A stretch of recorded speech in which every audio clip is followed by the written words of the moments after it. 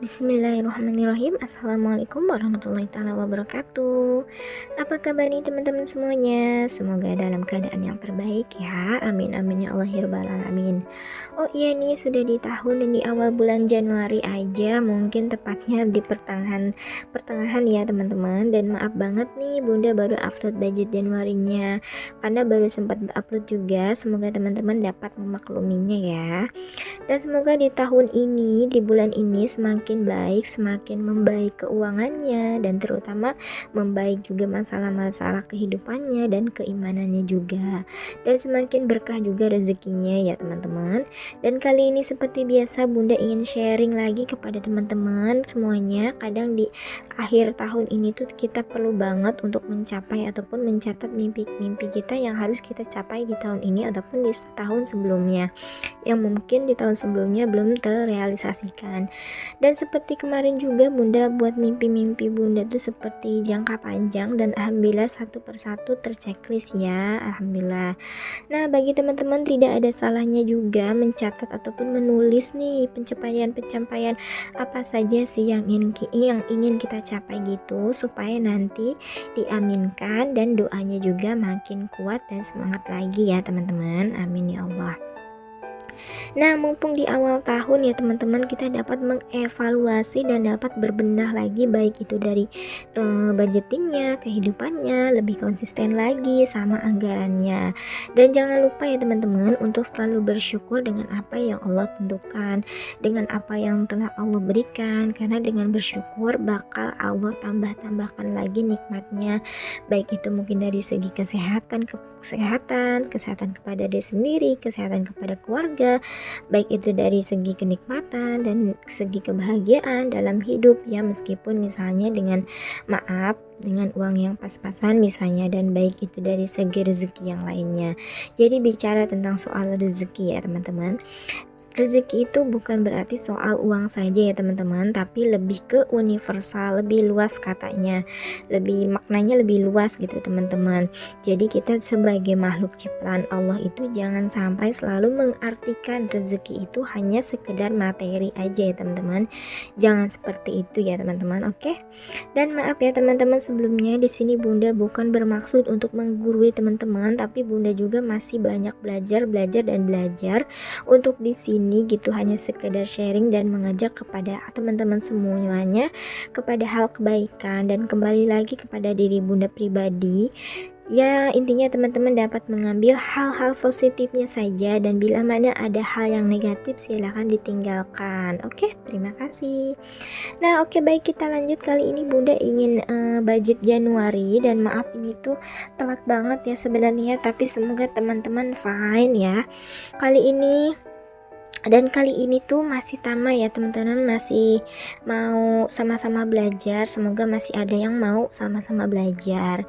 Nah, dan hal yang pertama yang perlu teman-teman ketahui ataupun catat itu adalah anggaran ataupun pendapatan keluarga. Dan pendapatan keluarga teman-teman itu berapa? Dan di sini Bunda tulis beberapa nominal ya teman-teman, karena privasi juga ya, mungkin sebagian juga teman-teman demikian. Nah, dan setelah teman-teman tahu nih anggaran rumah tangganya berapa, baru setelah itu teman-teman tulis anggaran untuk kebutuhan rumah tangganya itu. Nah, contohnya ini Bunda anggarkan untuk keperluan rumah tangga itu sebanyak kurang lebih 4-5 jutaan ya teman-teman. Dan sekali lagi, dengan nominal seperti ini menurut Bunda sudah sangat banyak, Masya Allah, alhamdulillah. Jadi alhamdulillah cukup untuk keluarga Bunda. Mungkin teman-teman di luar sana ada yang berpendapatan jauh dari Bunda dan lebih banyak, dan mungkin maaf ada yang pendapatannya sedikit dari Bunda, asalkan cukup itu sudah menjadi suatu nikmat yang luar biasa ya teman-teman. Jadi jangan pernah membanding-bandingkan rezeki dan pendapatan kita dengan orang lain ya teman-teman, oke? Nah, dan setelah itu kita tahu pendapatannya berapa. Setelah itu kita tulis teman-teman nih kewajiban apa saja sih yang memang harus dibayar di awal bulan, seperti itu. Dan misalnya seperti contohnya menyisihkan untuk kedua orang tua, misalnya untuk listrik, misalnya untuk kontrakan, SPP anak, dan lain sebagainya. Ya, pokoknya sesuaikan aja dengan teman-teman ya. Dan apa yang Bunda tulis di sini itu tidak bisa menjadi suatu patokan ya teman-teman, karena kan kan setiap masing-masing rumah tangga tentunya mempunyai kebutuhan-kebutuhan yang berbeda-beda. Nah, dan kalau udah tahu nih teman-teman kewajibannya, kita lanjut ke anggaran kebutuhan lainnya, yaitu kebutuhan pokok. Misalnya seperti makanan gitu, susu anak, popok anak, lauk pauk dan sebagainya. Itu termasuk kebutuhan pokok ya teman-teman, dimana kita itu perlu banget untuk memenuhi kebutuhan dan perlu hidup gitu, seperti itu. Nah, dan di sini juga Bunda anggarkan ya beras per bulannya itu di keluarga Bunda itu sebanyak kurang lebih 200.000, dan gas itu 50.000, alhamdulillah cukup. Dan lauk pauk itu 800.000, dan belanja bulanan 300.000. Ada bensin, susu saka, popok saka, dan galon, seperti itu. Sekali lagi nih teman-teman, ini tuh anggaran rumah tangga Bunda ya teman-teman. Jadi jangan pernah membanding-bandingkan dengan anggaran rumah tangga teman-teman ya. Yang ditiru itu cukup caranya saja. Lanjut, setelah itu Bunda buat alokasi tambahan. Alokasi tambahan ini sifatnya nggak wajib ya teman-teman, sunnah bisa dibilang.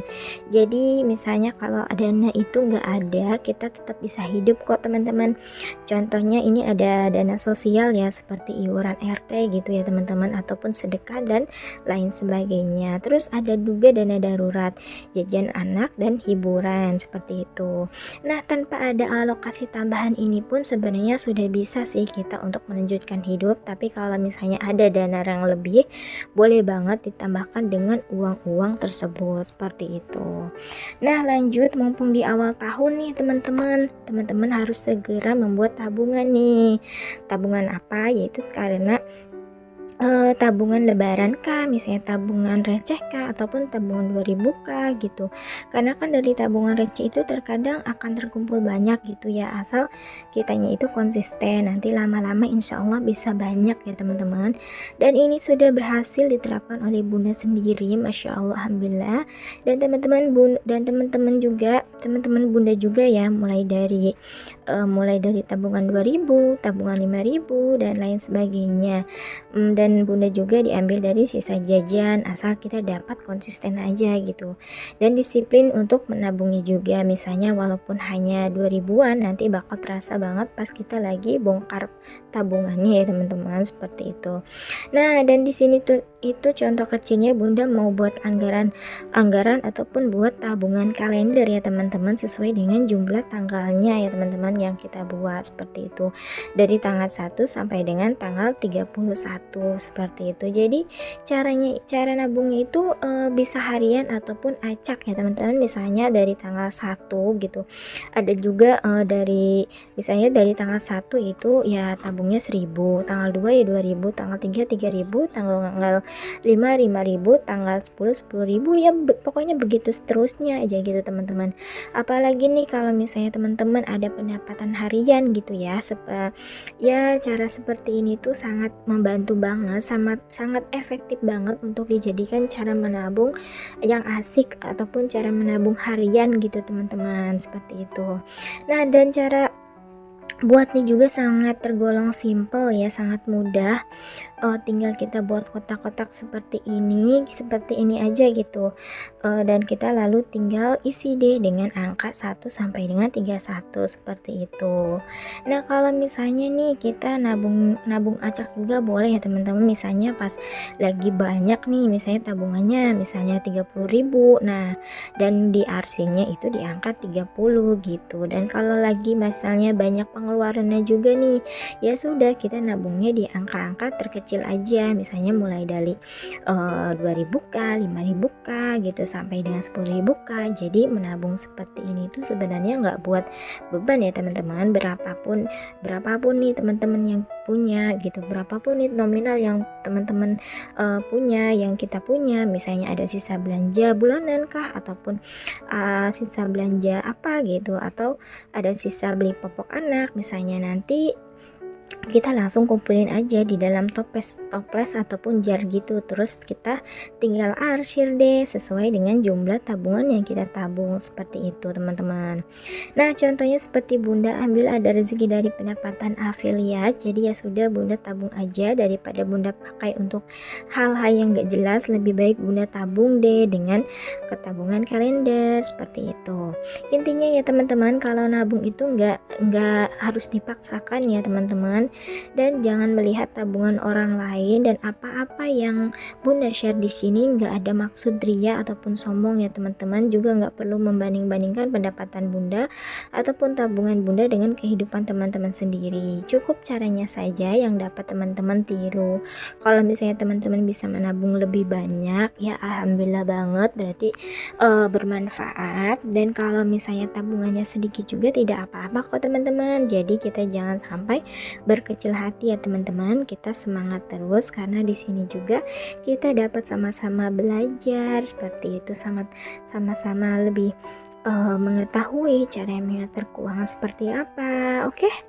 Nah, alhamdulillah juga ada rezeki ya, masih sama dengan tadi, yaitu rezeki dari Sofi Affiliate, dan Bunda masukkan juga ke dalam tabungan lebaran juga nih teman-teman, daripada nanti kepake ya teman-teman, kepake yang tidak, karena kan teman-teman tahu sendirilah kalau misalnya emak-emak kalau sudah memegang uang seperti apa pasti kalap gitu, pasti lupa gitu, bawaannya tuh pengen jajan, bawaannya tuh pengen shopping, seperti itu. Mending langsung dialokasikan saja atau alokasikan segera sesuai dengan tempatnya masing-masing ataupun sesuai dengan pos-posannya masing-masing, seperti itu. Alhamdulillah ya, intinya kita itu harus konsisten ya teman-teman dengan apa yang kita jalani, dengan apa yang kita yakini, seperti itu. Ya mungkin dulu juga Bunda belum terlalu konsisten, jadi masih banyak banget uang-uang yang kepakainya, masih banget boncosnya, seperti itu.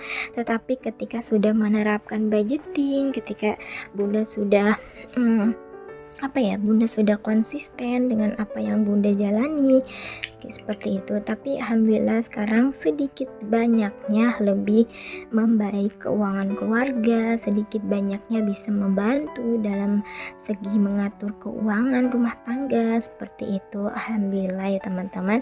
Ya pokoknya bagi teman-teman semuanya juga di luar sana, semoga kita sama-sama dapat belajar, sama-sama dapat membantu mengatur keuangan rumah tangga, baik meskipun itu misalnya keuangan ataupun pendapatan keluarga ataupun suami kita sedikit, tapi wajib kita patut syukuri ya teman-teman dengan apa yang kita dapati hari ini, apa yang kita dapati sebelumnya, seperti itu.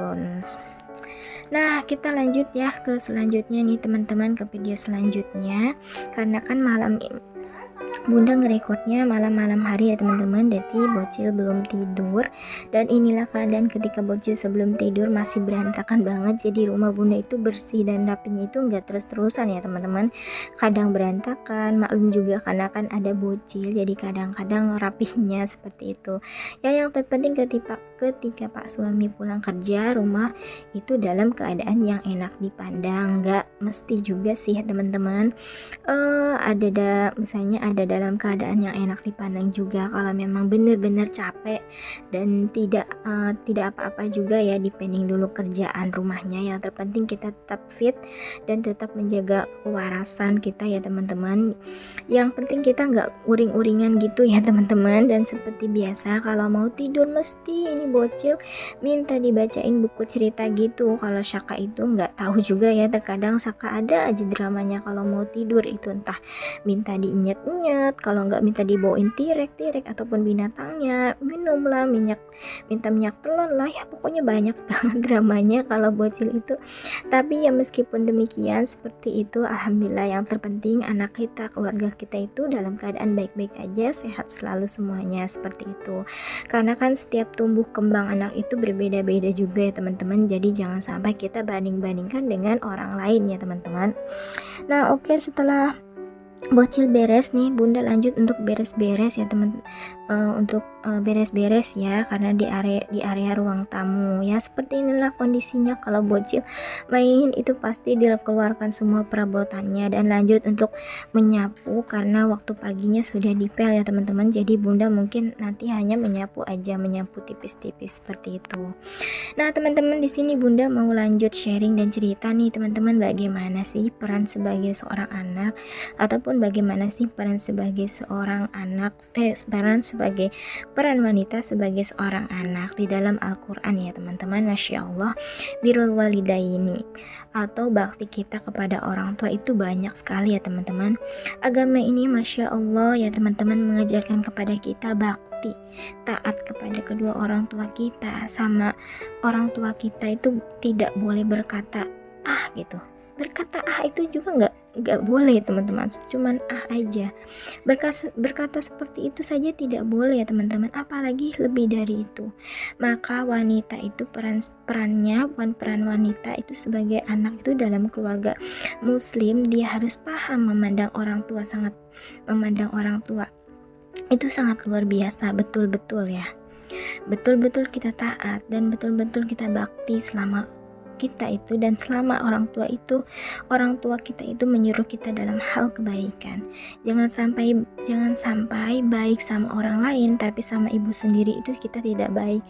Itu juga kita juga temukan ya, misalnya kisah-kisah di luar sana sudah menjadi sukses, sudah menjadi cerdas, kaya gitu, banyak uangnya, bisa baik sama orang lain, tapi kasar terhadap ibunya sendiri. Jangan sampai kita seperti itu ya teman-teman. Padahal di dalam Islam ya teman-teman, peran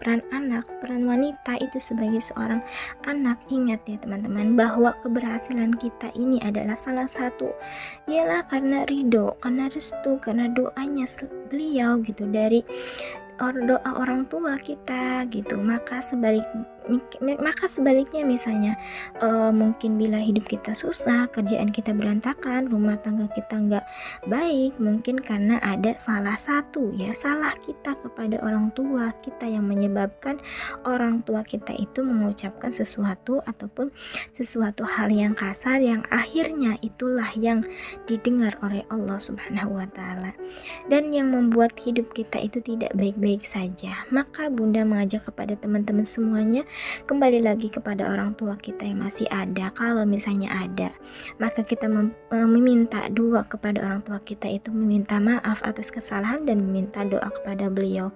Seperti itu ya teman-teman, dan cukup sekian sharing dari Bunda. Semoga bermanfaat pribadinya bagi Bunda, dan semoga bermanfaat. Pokoknya teman-teman ambil hal baiknya aja, semoga bermanfaat. Dan akhirul kalam, terima kasih. Wassalamualaikum warahmatullahi taala wabarakatuh.